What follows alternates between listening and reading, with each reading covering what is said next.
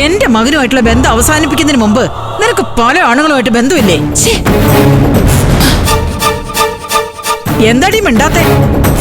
എടി ബന്ധം കൂടാൻ അല്ലെങ്കിൽ പിന്നെ നീ എന്തിനാടി ഹർഷയുടെ വീട്ടിൽ കയറി ഇറങ്ങുന്നേ? ഞാൻ എവിടെ പോണം എന്ത് ചെയ്യണം എന്നുള്ളത് എന്റെ മാത്രം തീരുമാനം. അത് ചോദ്യം ചെയ്യാൻ നിങ്ങൾക്ക് ഒരു അവകാശമില്ല. അതെനിക്കറിയാവടി.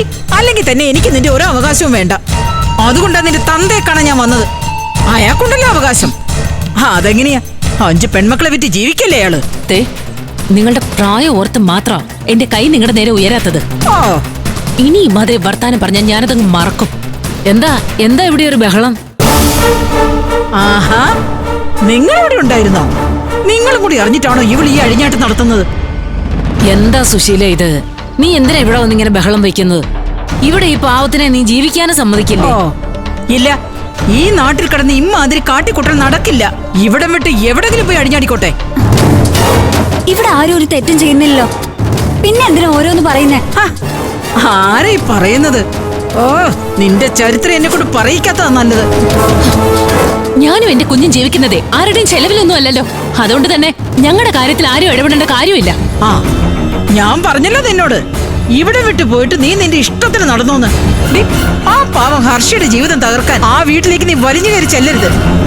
ഭാര്യമാര് തളർന്നു കിടക്കുമ്പോ ഭർത്താക്കന്മാരെ വളച്ചെടുക്കാൻ എളുപ്പമാണല്ലോ അല്ലേ? അല്ലാതെ എന്ത് സ്നേഹത്തിന്റെ പുറത്താടി നീ ആ വീട്ടിൽ കയറി ഇറങ്ങുന്നത്? ഞാൻ എന്തിനാ അവിടെ പോന്നെന്ന് നിങ്ങളെ ബോധ്യപ്പെടുത്തേണ്ട ഒരു കാര്യമില്ലല്ലോ.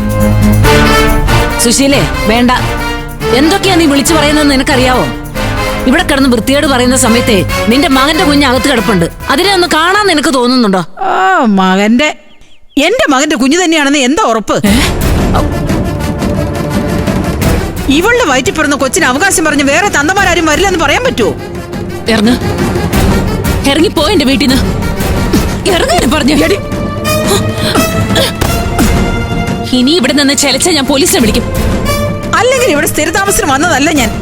നിന്റെ ഇവിടുത്തെ പൊറുതി ഞാൻ ഉടനെ അവസാനിപ്പിക്കൂടി.